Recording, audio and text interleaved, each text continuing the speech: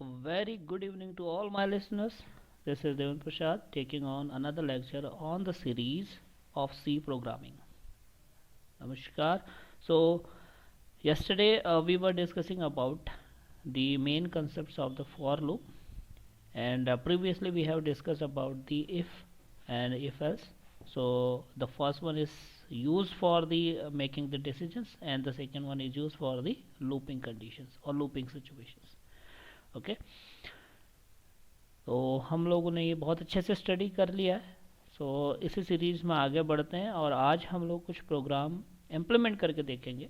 So I show you the demonstration how you are dealing with और writing these all these programs and running all these programs in the turbo C++ compiler. एक बार ही आप लोग अगर इसको देख लोगे समझ लोगे so it will be very beneficial for you guys that if you are practicing at your end, so these resources are going to be very helpful for you. So let's begin.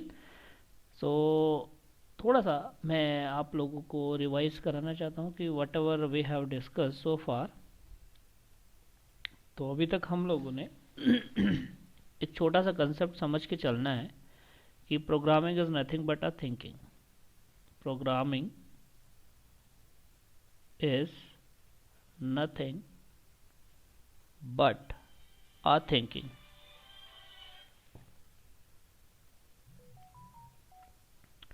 And why I am saying this, सीधा सा मतलब है कि अगर हम अपनी real life में देखें, ये हमारी रियल लाइफ है, तो रियल लाइफ में हम लोग बहुत सारी सिचुएशंस फंसते हैं. तो कभी हम लोगों को डिसीजन बनाने होते हैं, ये करना है कि नहीं करना, ये पढ़ना है कि नहीं पढ़ना, खेलने जाना है कि नहीं जाना. ये हो गया डिसीजन मेकिंग. और कभी हम ऐसी सिचुएशन में होते हैं जहाँ हम कोई टास्क को रिपीट कर रहे होते हैं डेली बेसिस पे. फॉर एग्ज़ाम्पल, आप लोग सुबह उठते हैं, तैयार होते हैं,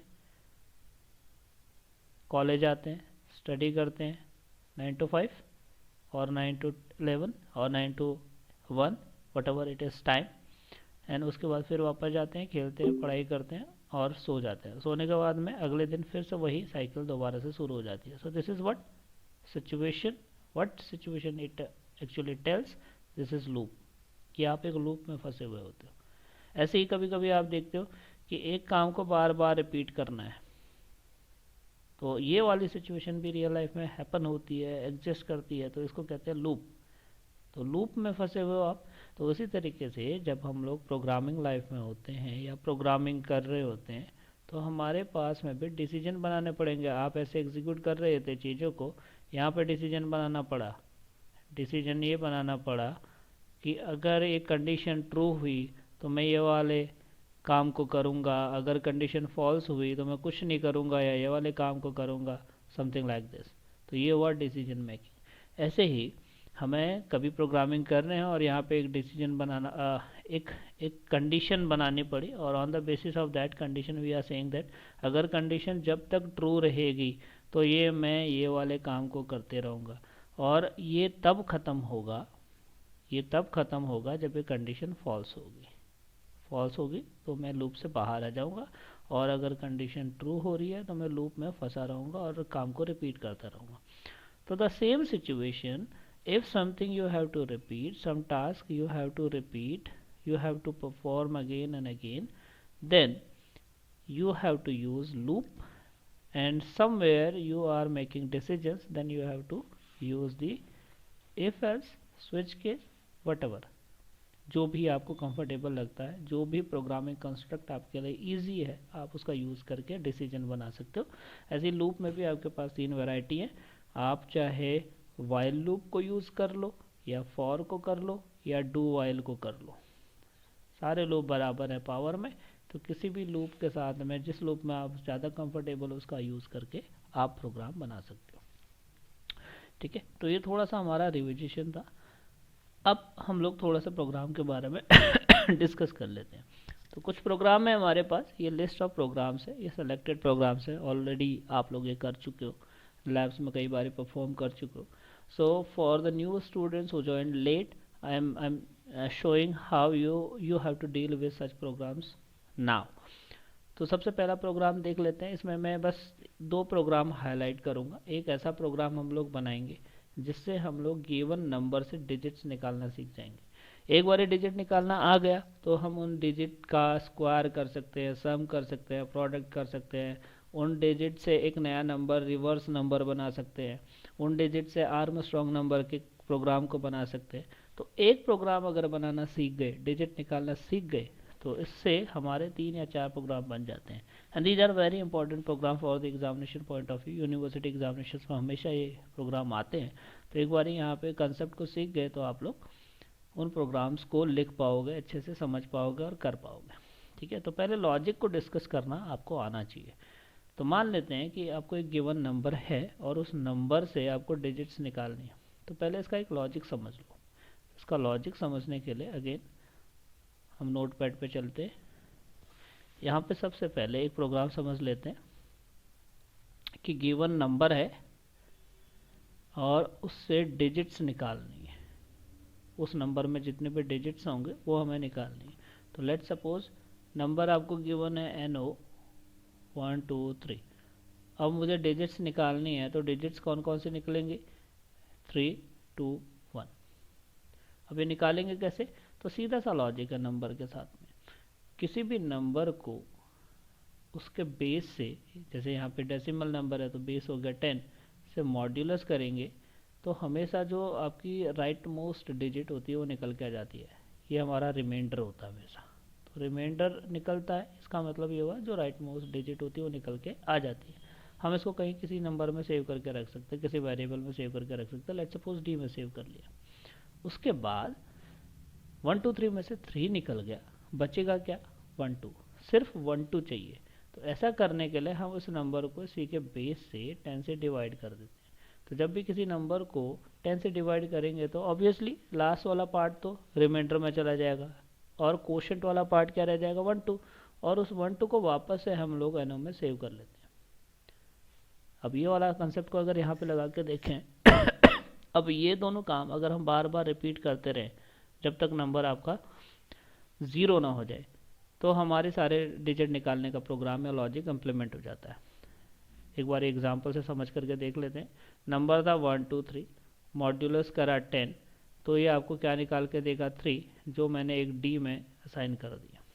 उसके बाद इसी के साथ में 1 2 3 को डिवाइडेड बाई 10 करा और उसको मैंने वापस से NO या N में सेव कर लिया।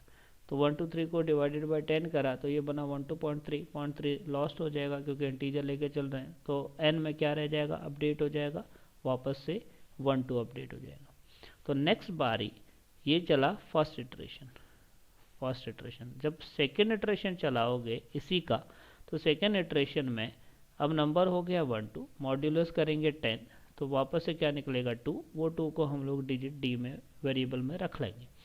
अब नंबर हमारे पास क्या है? सिर्फ 1 2 डिवाइडेड बाई 10 करेंगे और वापस से n में अपडेट कर देंगे। तो इस बार n में क्या अपडेट होने वाला है? 1। तो ये हुआ सेकेंड इटरेशन का काम। अब थर्ड इटरेशन की बात करें तो फिर से वही डी। अब नंबर रह गया आपका, नंबर n में रह गया 1, तो 1 मॉड्यूलस 10 करेंगे। जब भी नंबर बेस से छोटा हो जाता है तो वही रह जाता है रिमाइंडर। तो रिमाइंडर आ जाएगा, डिजिट निकल करके आ जाएगी 1, और वापस से इस 1 को डिवाइडेड बाई 10 करेंगे और n में रखेंगे तो अब n में क्या हो जाने वाला है? 0। तो अब हमने पहले से ऊपर से कंडीशन चेक कर रखी कि जब तक n की वैल्यू ग्रेटर देन 0 है तो ये सारा काम हो। जब तक n की वैल्यू ग्रेटर देन 0 है तो ये सारा काम हो। जैसे ही n की वैल्यू ग्रेटर देन या 0 से कम हो जाएगी तो हम इस लूप से बाहर आ जाएंगे और हमारा पर्पस पूरा हो गया। So this is the simple logic. और यही एक लॉजिक से आपके 3-4 प्रोग्राम एक साथ बन जाते हैं। ठीक है, अच्छा अभी कैसे कैसे प्रोग्राम बनेंगे देखो। अभी हम लोग क्या निकाल के चल रहे हैं? पहले 3 निकाल लिया, फिर 2 निकाल लिया, फिर 1 निकाल लिया। इसका मतलब हमने सारे डिजिट निकाल लिए। अभी अगर सिंपली प्रोग्राम है कि डिजिट को प्रिंट करो, तो यहीं पर एक प्रिंट ऑफ स्टेटमेंट लिख करके डिजिट को प्रिंट कर लो। अगर सिंपल सा प्रोग्राम है कि नहीं सारे डिजिट का सम चाहिए मुझे, तो हम लोग एक सम नाम का वेरिएबल ले लेंगे s, और s प्लस डी हर बारी में करते रहेंगे। तो पहली बारी में s प्लस डी यानी कि 3 ऐड हो जाएगा। s को स्टार्टिंग में 0 ले लेंगे और फिर दूसरी बारी में s प्लस डी रिपीट हो जाएगा तो 3 + 2 हो जाएगा। और तीसरी बारी में s = s + d, तो 3 + 2 5 हो चुका है, 5 + 1 6 हो जाएगा। तो जब ये सारा लूप खत्म हो जाएगा और इसके बाद s को अगर प्रिंट करोगे तो s प्रिंट करेगा 6, that is nothing but the sum of all the digits in the given number. ठीक है, तो ऐसे कर करके बहुत सारे लॉजिक आपके इम्प्लीमेंट हो सकते हैं। तो इसी का एक प्रोग्राम बना कर करके देखेंगे, तो may be you will be getting the things very clearly. ठीक है, तो अगेन हमेशा की तरह हमारे लिए ब्लैंक एडिटर मिलेगा। सबसे पहला काम है अपने फाइल को, प्रोग्राम को सेव करना .c एक्सटेंशन के साथ। तो मैं लूप का पहला प्रोग्राम बना रहा हूँ, तो मैंने loop 1.c, या हमारा डिजिट वाला प्रोग्राम है तो digit 1.c, इसका मैं नाम रख लेता हूँ। सबसे पहली लाइन क्या होगी, include stdio.h। सेकेंड लाइन क्या होगी, include conio.h। थोड़ा सा समझ लेते हैं, रिवाइज कर लेते हैं। जब भी आप ये दो लाइनों को लिखो, इसी समय इनका मीनिंग हमेशा अपने दिमाग में रिकॉल कर लेना, जिससे आपको रिविजन या रिवाइजन होता रहे। तो पहले लाइन क्या है, stdio.h क्यों लगाते हैं, क्योंकि printf और scanf इसके अंदर होते हैं। conio.h क्यों लगाते हैं, क्योंकि getch और clr जो हम यूज़ करेंगे वो दोनों फंक्शन किसके अंदर में, conio.h के अंदर में। ठीक है जी, ये हमने यहाँ पे याद कर लिया, इसलिए हमें इन दोनों लाइनों की ज़रूरत है। CLR क्यों लगाते हैं, क्योंकि हमें जो कंसोल स्क्रीन आएगी, जो ब्लैक विंडो आएगी जहाँ पे आउटपुट दिखाई देता है, उसमें से प्रीवियस आउटपुट को क्लियर करना है, सो दैट नया आउटपुट बिल्कुल फ्रेश स्क्रीन पे राइट हो। और गेट सी एच क्यों लगाते हैं, क्योंकि उस स्क्रीन को होल्ड करना है, अदरवाइज वो स्क्रीन होल्ड नहीं होगी और आपको आउटपुट दिखाई नहीं देगा। तो सिंपल सा आंसर इन दोनों चीज़ों के हैं। तो अभी फ़िलहाल फॉर सिंप्लिसिटी, जब भी हमें बहुत प्रोग्राम बनाना तो उसको बहुत फैंसी बनाने की मत सोचो, सिंपल सा एक छोटा सा प्रोग्राम, छोटा से छोटा पार्ट लेकर के करते हैं काम को। तो हम सिंपल सा मान के चलते हैं कि हमारे पास एक शॉर्ट नंबर है एनो, और इसमें सपोज मैंने 1 2 3 रखा हुआ है। आप ऐसा भी बना सकते हो, शॉर्ट एनो लो, फिर print F, enter the number, scan F, address of एनो, ऐसे करके यूजर से भी पूछ सकते हो, but that is a fancy, वो फैंसी प्रोग्राम है। और उस फैंसी प्रोग्राम को एक बार लॉजिक पूरे अच्छे से इम्प्लीमेंट हो गया, टेस्टेड हो गया, तो फिर बाद में आप वो फैंसी कर सकते हो। तो फिलहाल जब पहली बार प्रोग्राम लिख रहे हो या बना रहे हो, तो इतना फैंसी सोचने की और करने की ज़रूरत नहीं है। तो सिंपली अपना मेन लॉजिक को इम्प्लीमेंट करने की सोचो। ठीक है, अच्छा, अब हमारे पास आइडिया क्या था, कि आइडिया हमारे पास सिंपल सा था कि एक वाइल लूप लगेगा, एनो को हम चेक करेंगे, जब तक एनो ग्रेटर देन 0 होगा तो हम कुछ काम कर रहे होंगे। अच्छा, काम क्या है, हम एक d नाम का वेरिएबल है, इसमें एनो मॉड्यूलस 10 कर रहे हैं, एनो मॉड्यूलस 10 करके डिजिट को निकाल ले रहे हैं। दूसरा काम हम लोग क्या कर रहे हैं, दूसरा काम हम लोग क्या कर रहे हैं, वापस से एनो को छोटा कर रहे हैं। तो एनो डिवाइडेड बाय 10 से नंबर को वापस से छोटा कर ले रहे हैं। अच्छा, यहाँ पे कोई इंक्रीमेंट डिक्रीमेंट देने की ज़रूरत नहीं, क्योंकि इस लाइन से एनो डिवाइडेड बाय 10 से नंबर छोटा होता जा रहा है, तो वो अपने आप ही कंडीशन का काम करेगा। ठीक है, अब जब ये छोटी छोटी चीज़ें आप कर लेते हो, उसके बाद रीचेकिंग के टाइम पे या फाइनल करने के लिए, तब हम देखेंगे कि अच्छा, हमने डी नाम का वेरिएबल लिया हुआ था, एक शॉर्ट डी ऊपर डिक्लेयर होना चाहिए, हमने एनो लिया है, एनो ऑलरेडी डिक्लेयर है, इसके अलावा कुछ और चीज़ें अगर हम यूज़ करते तो हम उसको भी लेते। अभी फ़िलहाल हमें छोटा सा सिंपल सा प्रोग्राम बना रहे हैं कि डिजिट निकालेंगे और डिजिट का सम प्रिंट करेंगे। तो इसके लिए हमने एक और वेरिएबल बना दिया, शॉर्ट एस। स्टार्टिंग में इसमें 0 रख लेते हैं कि कोई सम नहीं है, तो सम वेरिएबल में 0 पड़ा हुआ है। अब उसके बाद हमें सिंपली यहाँ पे एक छोटा सा लॉजिक लिखना है, जो हमने डिजिट निकाला इसमें s = s + d कर दो, डिजिट को बार बार ऐड करते रहो। तो एक डिजिट निकलेगी वो s में ऐड हो जाएगा, दूसरी डिजिट निकलेगी वो s + d, जो प्रीवियसली s बन चुका उसमें नया वाला डिजिट ऐड हो जाएगा। In that way you are getting the sum of all the digits of the number. तो ये डिजिट भी हमारा डिक्लेयर हो गया। अब इस प्रोग्राम को, आउटपुट को रोकने के लिए गेट सी एच होना चाहिए नीचे, और ऊपर कहीं पे जहाँ सारे डिक्लेरेशन हो जाते हैं CLR SCR होना चाहिए। तो बन गया हमारा सिंपल सा प्रोग्राम। एक बार ही रीचेक करो, रीचेक करना हमेशा अच्छा रहता है कि हर स्टेटमेंट के बाद सेमीकोलन है। हाँ, वाइल के बाद सेमीकोलन तो नहीं लग गया गलती से, कभी भी वाइल के बाद नहीं लगता, फॉर के बाद नहीं लगता। अंदर डी डिक्लेयर है, हाँ जी है। उसके बाद एस डिक्लेयर है, हाँ जी है। क्या हर एक स्टेटमेंट से इसे काम कर रहा है? हाँ जी कर रहा है। गेट सी एच है, हाँ जी है। तो ये सारे रीचेकिंग करने के बाद में आप इंश्योर हो जाते हो प्रोग्राम ठीक है। ऑल्ट एफ जाओ, सेव करो, ऑल्ट आर करो, रन करो। तो जब आप प्रोग्राम करेंगे, ओ सॉरी, इस प्रोग्राम में जब हमारा पूरा वाइल लूप चल जाएगा, सम हमारा कहाँ आ गया? सम नाम के एस नाम के वेरिएबल, इसको प्रिंट भी तो करना है।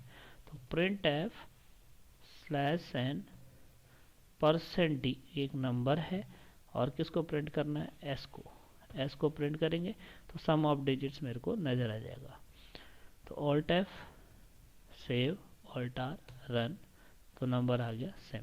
इसको और इंटरैक्टिव और इंटरप्रेटिव बनाना है तो यहाँ पे द, एक छोटी सी लाइन लिख दो, the sum of digits is, ऐसे करके और अच्छे तरीके से इसको प्रेजेंट किया जा सकता है। तो 6, तो नंबर जो भी था उसका हम लोगों ने सारे डिजिट निकाल लिए और सारे डिजिट निकाल करके सम को प्रिंट कर दिया। अब ये जो सिंपल सा लॉजिक आपका इम्प्लीमेंट हुआ है कि कैसे हम लोग डिजिट निकाल रहे हैं और हर डिजिट के साथ में हम लोग काम कर सकते हैं, इससे फिर बड़े बड़े प्रोग्राम बनते हैं। दो बड़े प्रोग्राम हमेशा इम्पोर्टेंट होते हैं। पहला प्रोग्राम है कि सम ऑफ डिजिट निकाल लिया, बहुत बेसिक है। प्रोडक्ट ऑफ डिजिट निकालना है तो ये प्लस की जगह पे मल्टीप्लाई कर दोगे, वो भी बेसिक है। लेकिन सबसे इम्पोर्टेंट है हमें ये जानना है कि क्या ये नंबर पैलिंड्रोम है कि नहीं। दूसरा, क्या ये नंबर आर्मस्ट्रॉन्ग है या नहीं। तो दो बड़े प्रोग्राम बनते हैं, एक बनता पैलिंड्रोम का, एक बनता आर्मस्ट्रॉन्ग नंबर का। ठीक है, तो उनको अंडरस्टैंड करने के लिए हम पहले थोड़ा सा लॉजिक देख लेंगे और लॉजिक के बाद में फिर इन दोनों प्रोग्राम को इम्प्लीमेंट करेंगे। तो बहुत सिंपल सा लॉजिक है दोनों का। सबसे पहले डिस्कस कर लेते हैं पैलिंड्रोम का प्रोग्राम। पैलिंड्रोम का program, what is the meaning of the palindrome. तो हम पैलिंड्रोम एक ऐसे नंबर को कहेंगे जिसका रिवर्स ओरिजिनल नंबर के बराबर होता है। जैसे मान लो एक नंबर है 1 2 3, इसका रिवर्स नंबर निकालो तो वो बनेगा 3 2 1।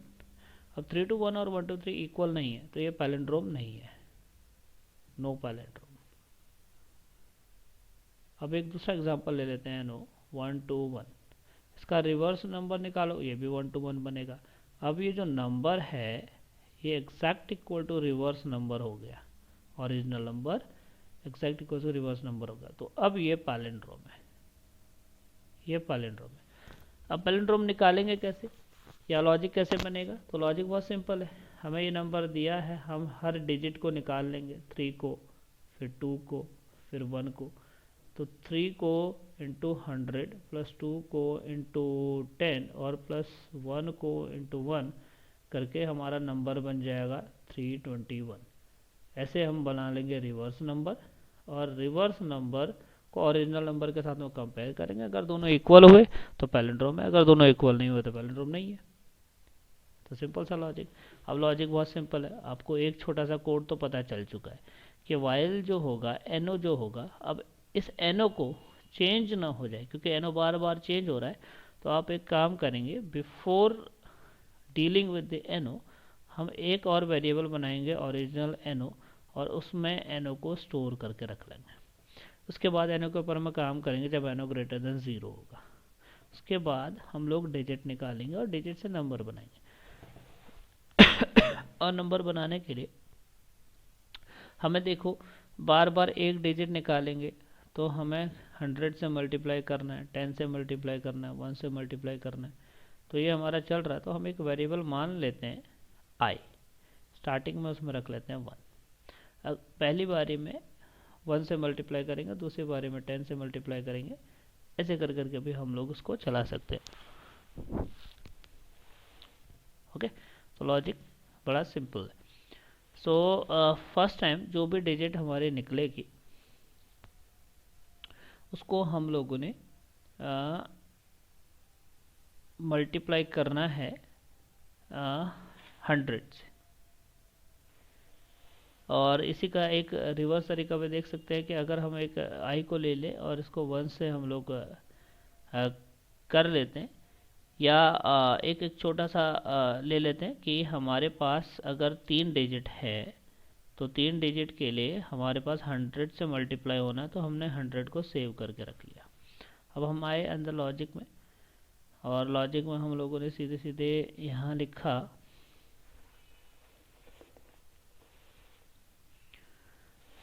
यहाँ सिंपल सा लॉजिक लिखा कि सबसे पहले डिजिट निकाला, डिजिट को हम लोगों ने वही तरीके से निकाला, मॉड्यूलस किया, एनो मॉड्यूलस 10, डिजिट निकल गया। डिजिट जो निकला, इससे हम लोग एक रिवर्स नंबर बनाएंगे, और उस रिवर्स नंबर को स्टार्टिंग में हम मान लेते हैं कि उसमें 0 है, तो रिवर्स नंबर प्लस अभी जो डिजिट है इसके साथ आई से मल्टीप्लाई हो गया, यानी कि 100 से मल्टीप्लाई हो गया। नीचे एनो को छोटा कर दिया, तो एनो इक्वल्स टू एनो डिवाइडेड बाई 10, और साथ ही इस आई को अगली बारी के लिए 10 कम करना है, तो I is equals to I divided by 10। एक छोटा सा लॉजिक और लगा दिया, बस ये छोटा सा फॉर लूप अब घूमेगा। तो सबसे पहले 3 निकला, 3 आपका 100 से मल्टीप्लाई होकर के बन गया 300। अगली बारी 2 निकलेगा, 2 10 से मल्टीप्लाई हो जाएगा क्योंकि आई डिवाइडेड बाई 10 कर रखा है, और लास्ट में 1 निकलेगा, तो 1 से मल्टीप्लाई होकर के रिवर्स नंबर में ऐड हो जाएगा। अब ये रिवर्स नंबर को ओरिजिनल नंबर के साथ में मैच कर लेंगे, अगर ये इक्वल हुआ तो पैलिंड्रोम है, नहीं तो पैलिंड्रोम नहीं है। So this could be one logic, one thinking, and you people can think differently for the same program. So this is the beauty of the C programming, that every person has a different thinking to implement the same program or same problem.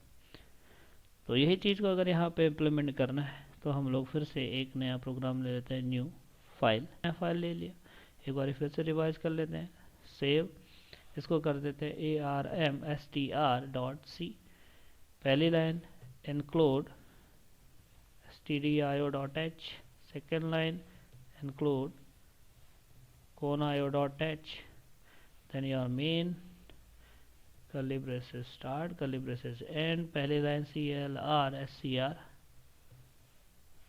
and second line get ch, clr scr के बाद यहाँ लिखेंगे code, ऊपर वाला है declaration. Short एनो, फिर से कोई नंबर ले लेते हैं, मान लो 1 2 3, एक वेरिएबल ले लेते हैं शॉर्ट आई, इसमें आई की ज़रूरत है नहीं क्योंकि हमें तो सिर्फ डिजिट से मतलब है, तो डिजिट हमको चाहिए, और एक चाहिए new number, new number starting में मान लेते हैं 0 है, देन एक चाहिए original number O N O में कुछ रखने की ज़रूरत है नहीं। तो ये हमने इतने वेरिएबल बना लिए। अब आ गए ओ एन ओ में काम करने से पहले एन ओ को कर लो सेव, वाइल लगाया, एन ओ ग्रेटर देन 0 है, तब तक ये मेरा लूप काम करता रहना चाहिए। अंदर हम क्या निकालेंगे, डिजिट, तो डिजिट कैसे निकालते हैं, एन ओ मॉड्यूलस 10 से डिजिट निकल गई। अब क्या करना है, डिजिट का क्यूब और सम करना है, तो न्यू एन ओ हमको चाहिए, new N O plus digit का क्यूब करेंगे तो डी इंटू डी, सिंपल सा लॉजिक। अब डी का क्यूब हुआ, एनओ में 0 था, तो पहले वाले डिजिट का क्यूब होकर के एनओ में चला गया, दूसरी बार में दूसरी डिजिट का क्यूब होकर के पहले से जो सम में पहले से जो पड़ा हुआ है एनओ में उसके साथ ऐड होगा। तो इस तरीके से क्या हो गया, सारे डिजिट का क्यूब हो रहा है और सम हो रहा है। ये तो हो गया डिजिट का क्यूब करके सम बनाने का काम, लेकिन अब एनओ को छोटा भी तो करना है, तो N O equals to N O divided by 10, छोटा कर दिया। अब ये लॉजिक अपना चलता रहेगा, नंबर छोटे होते रहेंगे, डिजिट निकलते रहेंगे, डिजिट का क्यूब निकलता रहेगा, सम होता जाएगा। लास्ट में यहाँ पे चेक करना है क्या new number exact equals to O N O है, ओरिजिनल नंबर है। अगर हुआ तो आप प्रिंट करोगे print F /n the given number is palindrome, sorry Armstrong number, Armstrong। और अगर ऐसा नहीं है, एल्स डिसीजन आप बना रहे हो, और डिसीजन क्या बना रहे हो कि प्रिंट एफ आप प्रिंट करोगे slash N not Armstrong number. I think सब कुछ हम लोगों ने कर दिया। एक बार रीचेक कर लेते हैं। हर स्टेटमेंट के बाद सेमी कॉलन है, हाँ जी है। CLR SCR ठीक लिखा हुआ है। वाइल के बाद गलती से सेमी कॉलन तो नहीं लगाया, नहीं लगाया। Every statement is perfectly written. Equal की जगह पर असाइनमेंट तो नहीं दिया, हाँ ना। और जितने ओपनिंग ब्रेसेज हैं उतने खाली क्लोजिंग ब्रेसेज भी हैं, यस हैं। तो अब हमारा प्रोग्राम बिल्कुल सही है। ऑल्ट F करो, सेव करो, ऑल्ट R करो, रन करो। तो नॉट आर्मस्ट्रॉन्ग नंबर, ऑब्वियसली ये हम चेक करके देख चुके हैं कि 1 2 3 नहीं बनता। लेकिन अगर यहाँ पे मैं चेंज करके बना दूँ 371, alt F save, alt R run, तो अब the given number is Armstrong number. ठीक है, ये हमारा दूसरा प्रोग्राम हो गया। So again very easy to check कि कैसे हम लोग एक नंबर से डिजिट निकाल रहे हैं, और फिर उस डिजिट के साथ में बहुत सारी चीज़ों को हम लोग कर रहे हैं। तो if you go for this list, so clearly you can identify that how many program you have done so far till now. So the very first program जो आप लोगों ने बनाया वो ये वाला है।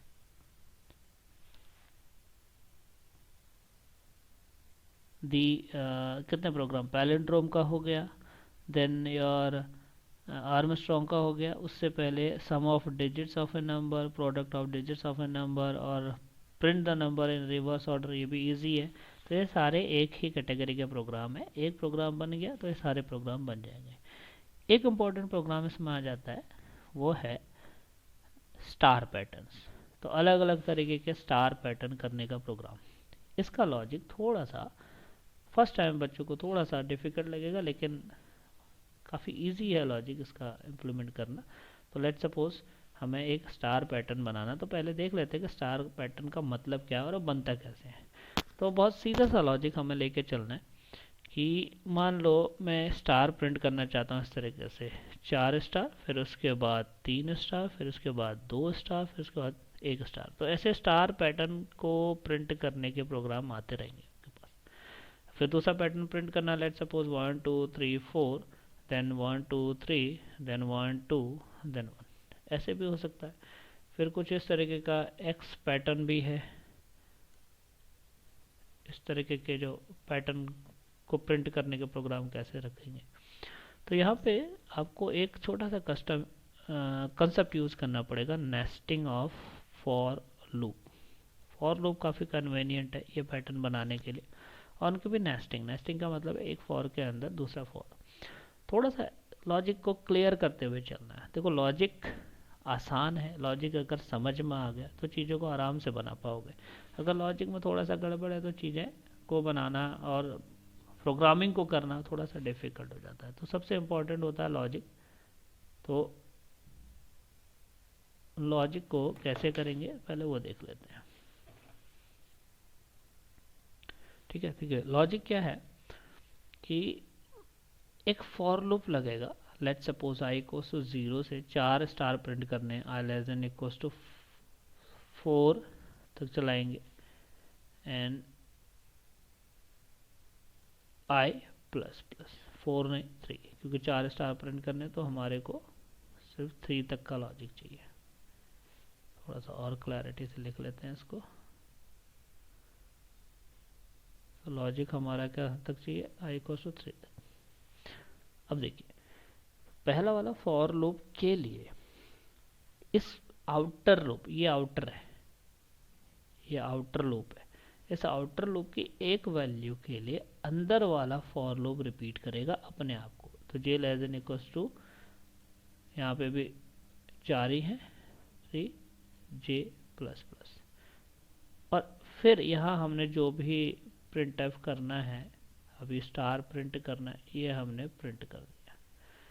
जब ये पूरा फॉर लूप चल जाएगा तो हमें एक न्यू लाइन मारना है, एक नई लाइन में एंट्री करनी है। तो प्रिंट एफ सीधे सीधे स्लैश एन लिखेंगे और फिर कंटिन्यू करेंगे नई वाली वैल्यू के साथ।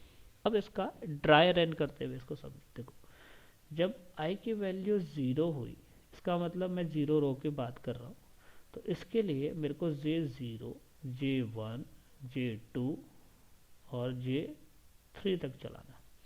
आई की वैल्यू 0 है, J की वैल्यू 0 से 3 तक चलेगी, तो आई की वैल्यू 0 रखते हुए J की वैल्यू को मैं चला रहा हूँ। तो मैंने J की वैल्यू 0 के लिए स्टार प्रिंट करा, J की वैल्यू 1 के लिए स्टार प्रिंट करा, J की वैल्यू 2 के लिए स्टार प्रिंट करा और J की वैल्यू 3 के लिए स्टार प्रिंट करा। उसके बाद ये आया यहाँ पे और प्रिंट एफ न्यू लाइन, यानी कि कर्सर आपका नई लाइन में आ जाएगा, यहाँ पे आ जाएगा।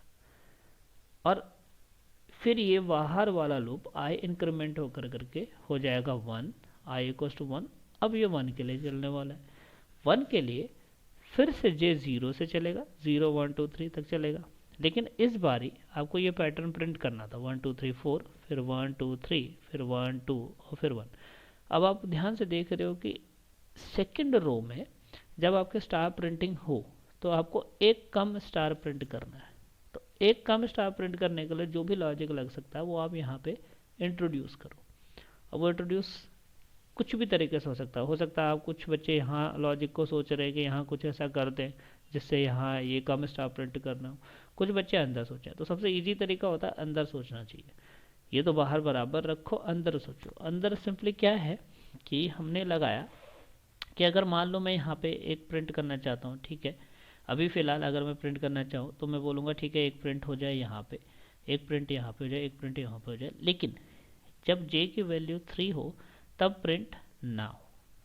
J की वैल्यू 3 पे प्रिंट ना हो, बस इतना छोटा सा लॉजिक मुझे लगाना है। तो ये लॉजिक लगाने के लिए हम लोग सिंपली सोच सकते हैं कि ठीक है, जब I की वैल्यू J की वैल्यू से J की वैल्यू I की वैल्यू से कम है, something like this, so I greater than J, और सिंपली हम लोग अगर थोड़ा सा लॉजिक अगर हम सोचें तो हम लोग ये सोच सकते हैं कि इफ़, छोटा सा लॉजिक में यहाँ पे मेरे दिमाग में जो आ रहा है, मैं यहाँ पे अगर यहाँ पे I को इंट्रोड्यूस कर दूँ 3 माइनस आई, तो 3 माइनस आई करने से क्या होगा कि फर्स्ट टाइम I 0 था तो 3 माइनस 0 0 ही रहा, सेकेंड टाइम I की वैल्यू 1 थी तो ये हो गया 3 माइनस आई यानी कि 2। तो अब जो अंदर वाला लूप चलना है 0 1 2 के लिए चलना है।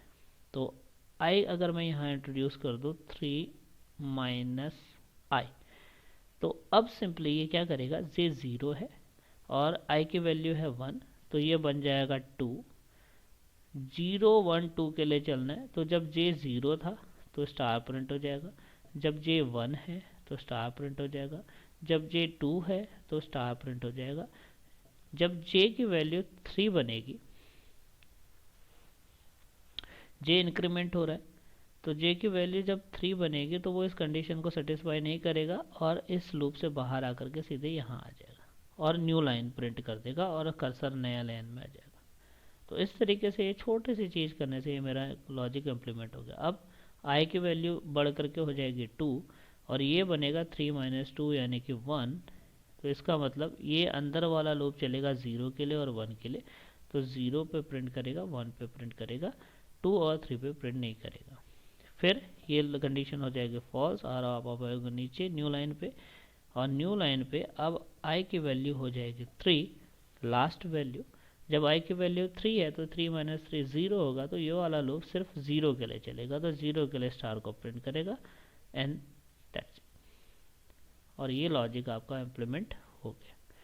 तो this is one way of thinking that इस ये स्टार पैटर्न कैसे प्रिंट करना है। तो एक लॉजिक मेरे को सीधा सीधा समझ में आया कि ठीक है आई को यहाँ इंट्रोड्यूस कर लेता हूँ 3 के साथ में, तो मेरा लॉजिक बन जाएगा। कुछ स्टूडेंट थोड़ा सा और अच्छे से दिमाग लगाएंगे तो प्रिंट एफ से पहले कुछ इफ़ कंडीशन एल्स कंडीशन लगा करके भी उसके बारे में सोच सकते हैं कि इफ़ अगर जे की वैल्यू लेस देन आई है तो हम ये करेंगे, या आई की वैल्यू लेस देन जे है तो हम प्रिंट करेंगे, नहीं तो हम स्पेस प्रिंट करेंगे, समथिंग लाइक दैट। तो ऐसे भी हमारा एक लॉजिक बन सकता है, ठीक है। तो अगर एक बार ये लॉजिक समझ में आ गया तो let's verify whether this logic actually works और नॉट। तो वेरीफाई करने का सिंपल सा तरीका है, उसका एक सीधा सा प्रोग्राम बना करके देखते हैं। New F5